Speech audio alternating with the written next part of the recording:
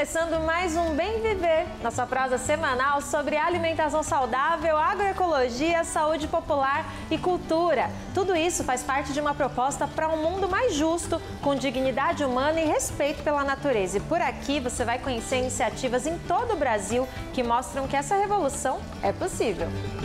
No programa de hoje, você vai ver no Momento Agroecológico o casal que pedalou mais de 10 mil quilômetros pela América Latina em busca de sementes crioulas.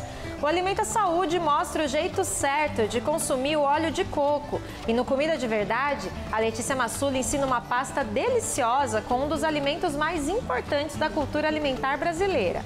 O quadro de entrevista traz um dos principais pensadores indígenas do Brasil, o escritor Daniel Munduruku.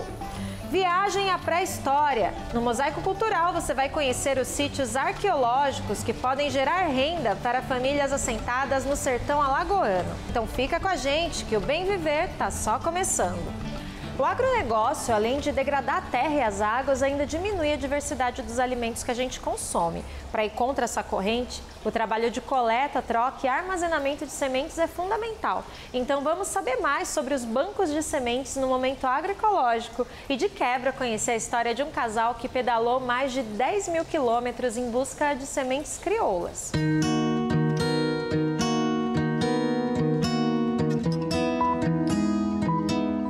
O que levaria um casal a viajar mais de 10 mil quilômetros de bicicleta pela América do Sul?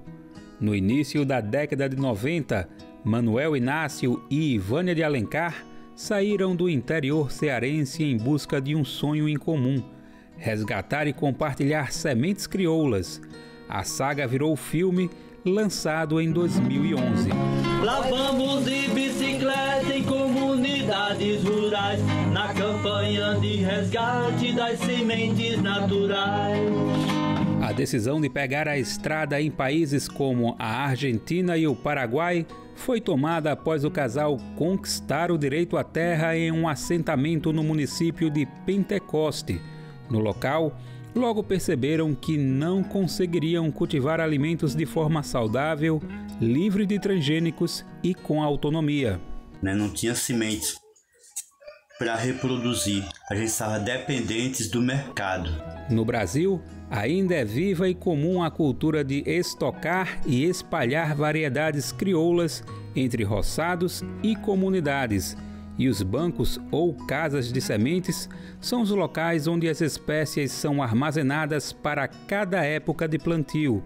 Então, essa estratégia, que é uma estratégia familiar, ancestral, ela se torna tão grande, tão viável para a preservação do planeta e manutenção da vida da produção na comunidade, que ela se torna uma estratégia comunitária, de comum unidade. Uma unidade comum em função do alimento, e da guarda.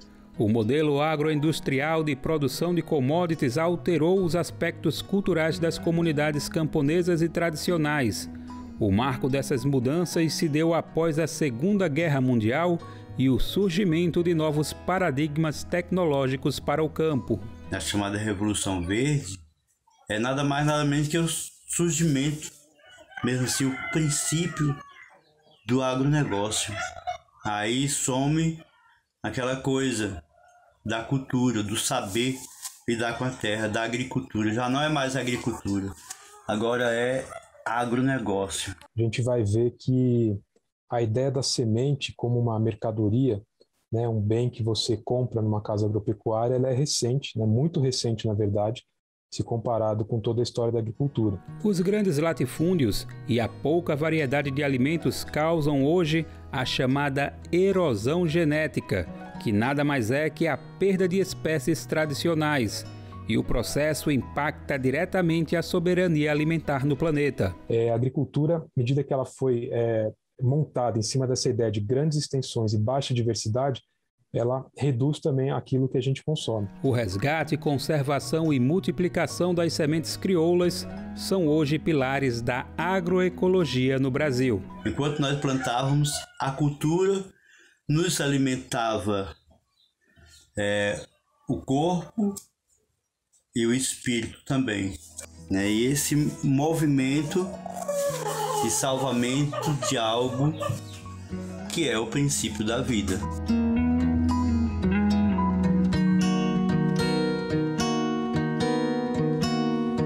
No nosso site tem uma reportagem em texto ainda mais completa com toda essa história e que traz o link para o documentário. Então entra lá em brasildefato.com.br, coloca na busca Ciclovida, que é o nome do documentário, que já vai aparecer fácil para você. Óleo de coco, tá aí um ingrediente polêmico. Uma hora ele é vendido como um alimento quase mágico, depois vira vilão. Mas afinal, quais são os benefícios do óleo de coco? E qual a quantidade e a maneira certa de usar? Vamos conferir no Alimenta Saúde.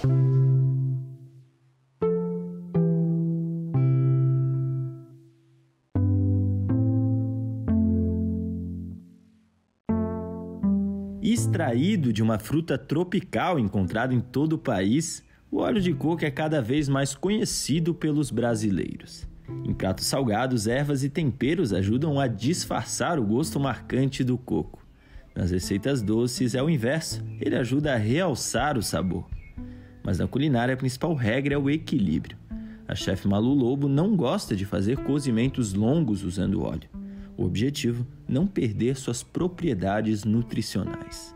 Tento preparar assim, panela fria, coloco o óleo de coco, entendeu? E eu vou aquecendo ele aos poucos e já coloco a cebola, o alho, enfim, o que eu vou preparar, tá? Eu não gosto de fazer aquele superaquecimento do óleo. Por quê? Porque ele vai perder propriedade, sim. Nos alimentos, cabe às gorduras o papel de dar sabor, estrutura e aquela textura mais cremosa. Mas é preciso saber usá-las. Presentes nos óleos vegetais mais tradicionais e na margarina, as gorduras poliinsaturadas, se consumidas em excesso, são as que podem levar à obesidade e às doenças cardiovasculares. Já as monoinsaturadas, que estão no óleo de coco, são as únicas que a ciência ainda não comprovou impactos negativos para a saúde. É o que explica o nutrólogo Roberto Navarro. Além da rápida absorção pelo organismo, ele destaca também a presença do ácido láurico, que estimula o bom colesterol. Quando ele chega no estômago e sofre a ação do ácido clorídrico, que é muito ácido, ele se transforma numa outra substância chamada monolaurina. Essa substância, ela tem efeito bactericida, ela consegue diminuir, matar bactérias ruins na nossa microbiota.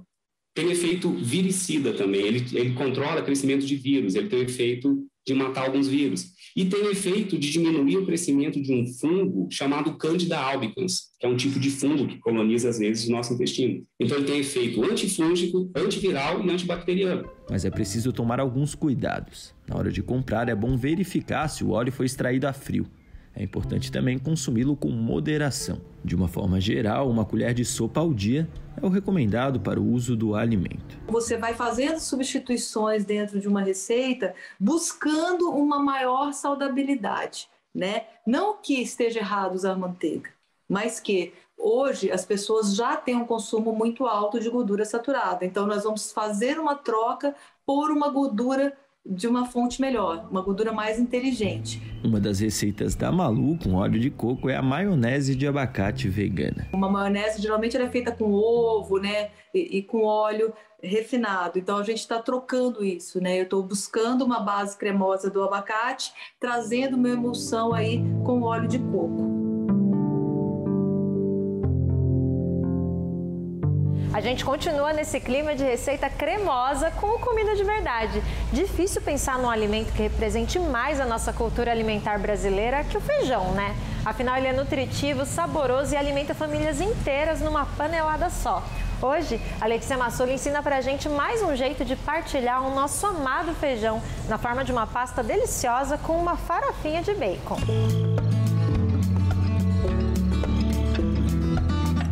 Oi pessoal, tudo bem? Na receita de hoje nós vamos com ele, o feijão maravilha, essa importante e rica leguminosa que alimenta e faz a festa da brasileirada. Com ele vou fazer essa pastinha aqui, parecida com o hummus que a gente faz com grão de bico, só que vou fazer de feijão preto, bem temperado, com coentro e para finalizar, uma farofinha de bacon. Vem comigo que você vai aprender. Para a receita de hoje você vai precisar de feijão cozido, meio dente de alho, cebola roxa picadinha, talo de coentro laminado bem fino, folhas de coentro, salsinha laminada bem fina, pimenta de cheiro e pimenta calabresa seca. Para finalizar, uma farofinha de bacon. Você vai usar bacon, cebolinha verde, raspinha de limão. Para temperar tudo, azeite e sal. Feijão é uma leguminosa que pra gente é um pouquinho difícil de digerir. Para ajudar na digestão, cozinha sempre com uma folhinha de louro. Faz toda a diferença. Toda vez que você quiser o grão íntegro, que você quiser controlar o ponto dele, cozinha sem a panela de pressão. Na panela de pressão, ele vai ficar mais pastoso e é melhor mesmo para usar na feijoada, no feijão refogado. Para usar em receitas como hoje, prefira sempre cozinhar sem pressão e assim você controla o ponto muito mais facilmente. Você sabe por que 9 entre 10 brasileiros preferem feijão? Porque esse danadinho aqui, além de gostoso, é super nutritivo. É uma fonte de proteína vegetal muito importante. E mais do que isso, ele é fácil de cultivar. Ele sempre indica onde tem pessoas, né? Onde tem habitação humana. Ele sempre está em volta das casas. Tanto que, de uma maneira um tanto machista, ele já foi chamado de cultivo de mulher. Porque as mulheres plantam ali em volta de casa. Ele é um importante fixador humano, né? Se antes a gente era nômade, ficava por aí, feijão foi um dos responsáveis para a gente parar, plantar e esperar para colher. Por isso que a gente gosta tanto do feijãozinho nosso de cada dia. Deixa eu te contar aqui uma historinha interessante envolvendo feijão. Você sabia que a gente chama comida de boia por causa do feijão? Era assim que o exército brasileiro chamava a comida, que em geral tinha um feijão ralo com os grãos boiando. Então era uma maneira irônica de dizer, vamos lá, pra boia, ou seja, aquele feijão ruim, ralo. E até hoje a gente continua chamando feijão de boia. É o nosso sustento. Para cozinhar o feijão sem panela de pressão, só tem um jeito. Você deixa ele de molho em água na véspera, 12 horas, e aí você cozinha na panela comum. Em geral, 30, no máximo 40 minutos. Ele está perfeito. Escorre bem o feijão e reserva a água do cozimento. Tritura esse feijão no mixer com um pouco da água do cozimento, até obter uma pasta bem homogênea. Junta meio dente de alho e tritura também. Pega essa pastinha e junta cebola roxa em cubinho, talo de coentro laminado, pimenta de cheiro, pimenta calabresa, salsinha, sal. Mistura bem.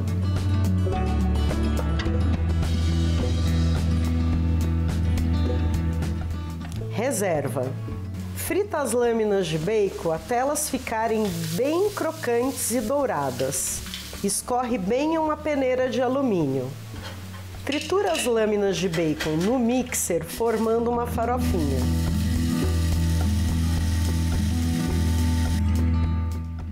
Mistura essa farofinha com cebolinha verde e raspa de limão.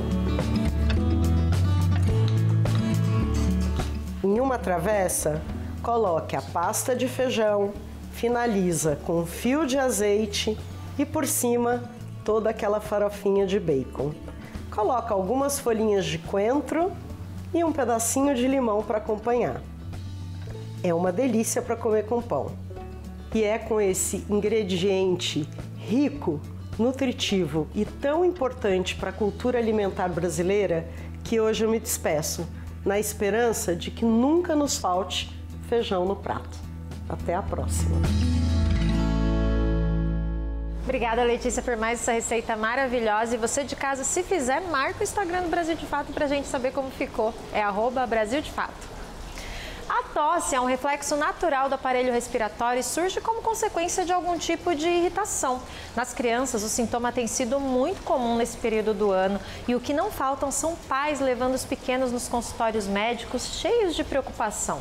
Como saber o tipo de intervenção adequada? Vamos ver a orientação da pediatra Fabiana Botelho na Dica de Saúde.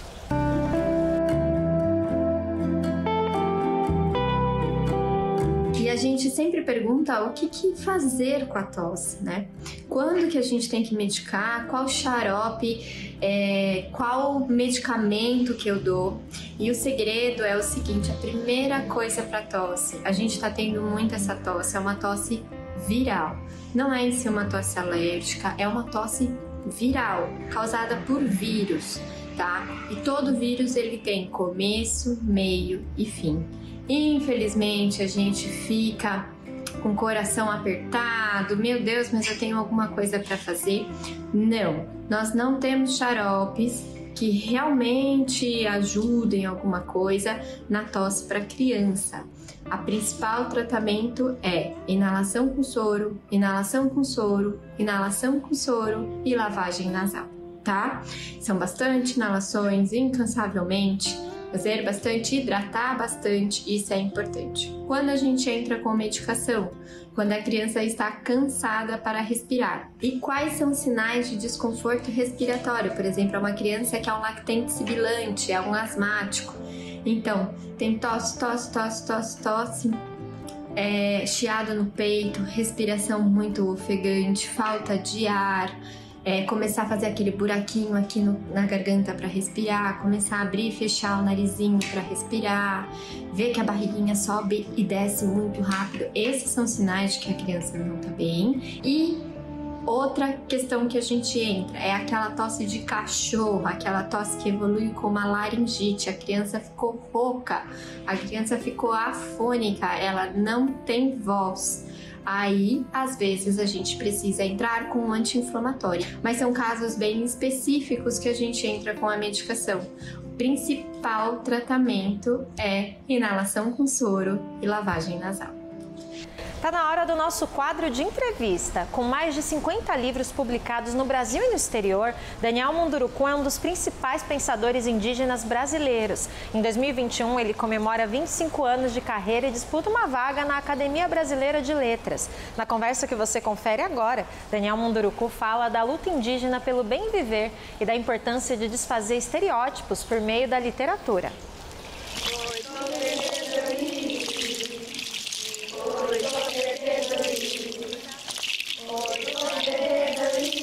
Eu escrevo para não esquecer as coisas que eu vivi, a minha memória de vida, a minha memória ancestral, uma forma de manter viva dentro de mim mesmo tudo aquilo que eu aprendi e, portanto, escrever é um ato de egoísmo nesse sentido, porque, antes de mais nada, a ideia é mesmo não esquecer das coisas que eu aprendi. E o segundo motivo é por engajamento.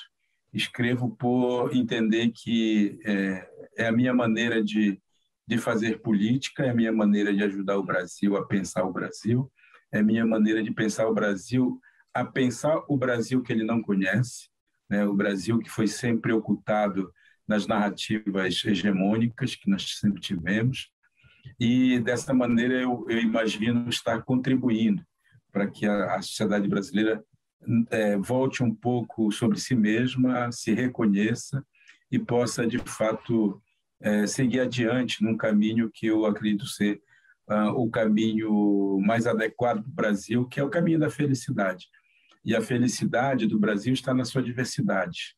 Só que nós aprendemos a não gostar da diversidade nossa, né? Aprendemos a não gostar do nosso passado, da nossa memória.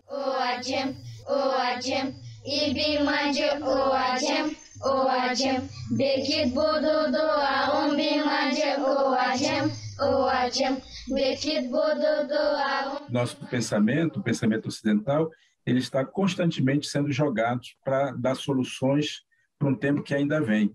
Portanto, ele não vive o presente, o agora, ele está sempre em busca de um futuro, e esse futuro tem muito a ver com acúmulo de bens, com riqueza, com produção e tudo mais. As populações indígenas, elas sempre se consideraram parte da terra, né? Portanto, são sociedades que pensam o tempo a partir de uma lógica da circularidade. Ou seja, a gente olha o passado e vive o presente. O passado é a memória que nos diz quem nós somos, de onde viemos e o que a gente faz nesse mundo. O presente é para viver essas respostas, essas indagações, e numa constante, numa permanente transmissão de saberes. É isso que nós chamamos de pedagogia, né? Pedagogia do bem viver. Ou seja, é o caminho que a gente traça para a gente viver bem esse mundo.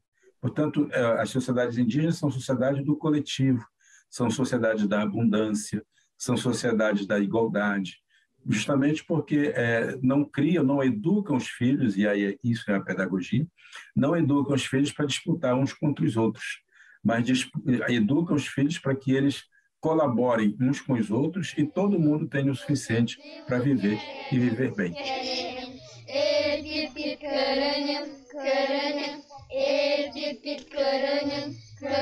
E se a gente oferece para as crianças outras narrativas, elas vão compondo essas narrativas até se sentirem plenas, completas. E, nesse sentido, a gente pode imaginar que a literatura tem um papel militante, né? Um papel de permitir que as crianças possam, aprendendo outras visões de mundo, elas possam se humanizar e possam crescer com pessoas mais tolerantes, mais respeitosas com a diversidade, e aí construir o país que nós todos queremos, né? Desejamos, em que tenha lugar para todo mundo, porque tem lugar para todo mundo, tem espaço para todo mundo. É só a gente sair um pouquinho dessa cínica explicação que nos dão de que uns podem mais que outros, né? Que uns merecem ter mais que o outro, que uns, enfim, são melhores que os outros. Eu acredito muito na possibilidade de o nosso processo pedagógico, processo educacional brasileiro, ele mude e crie um olhar diferenciado, né? E seja uma pedagogia nascida na nossa própria terra, né? Na nossa própria origem, porque os povos indígenas têm essa pedagogia há 2000 anos.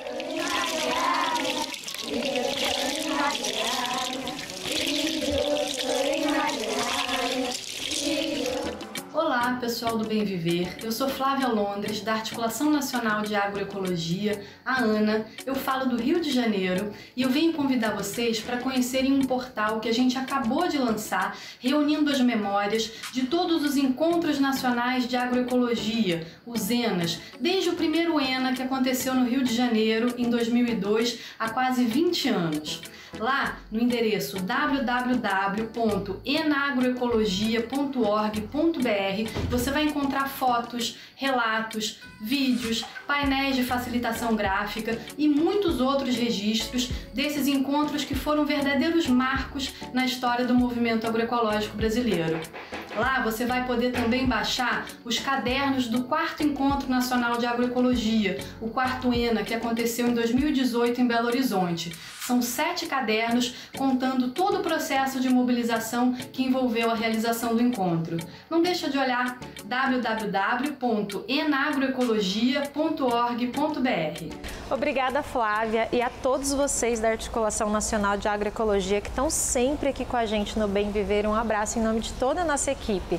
E você de casa que também participa de algum movimento social, tem alguma produção agroecológica de alimentos, a gente quer você aqui. Então manda essa saudação, é só deixar o vídeo nas redes sociais com a hashtag Bem Viver na TV. Agora a gente vai para o sertão de Alagoas conhecer um tesouro da pré-história, os sítios de pintura rupestre que ficam no assentamento Nova Esperança. Em parceria com o IFAM, os assentados estão transformando esses sítios em atração turística, uma iniciativa para preservar a memória e gerar renda para as 135 famílias que moram no local.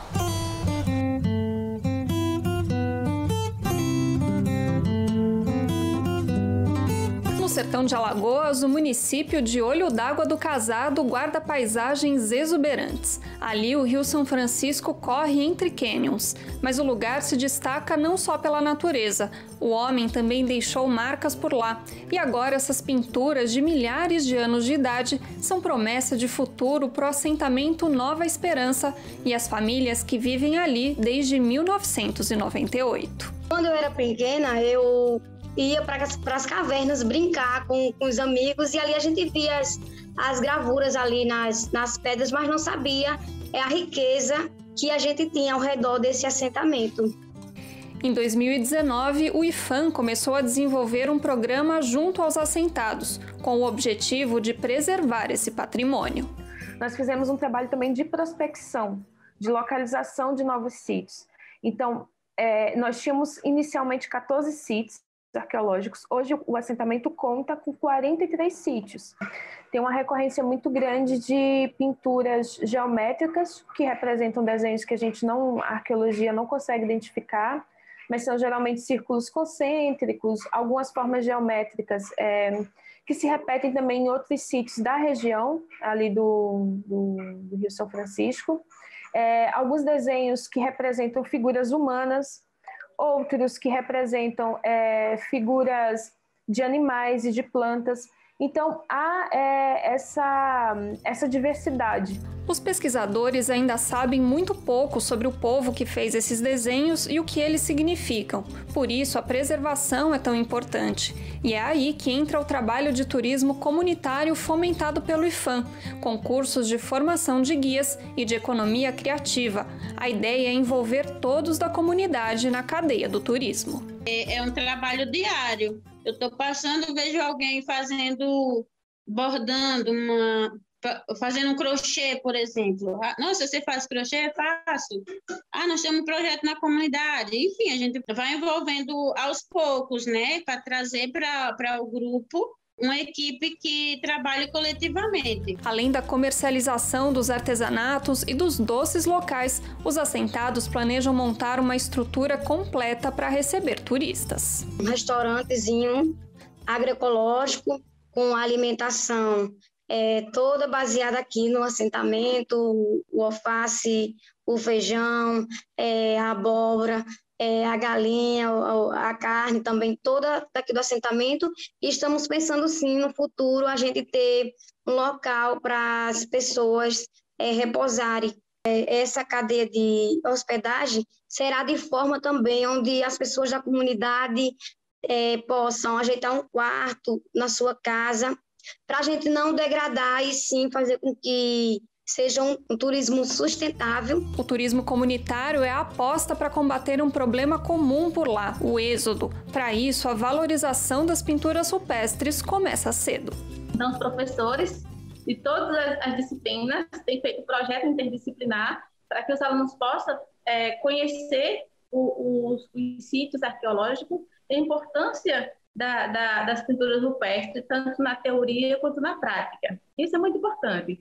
Aí percebe-se que os jovens e as crianças já vão começando a dar valor à região, saber que a região ela tem uma riqueza, ela tem uma importância, ela tem algo de importante. É uma forma de agregar valor para que os nossos filhos não saiam do assentamento para procurar trabalho fora e a gente percebe que cada vez mais a gente tenha renda para todos dentro dessa área.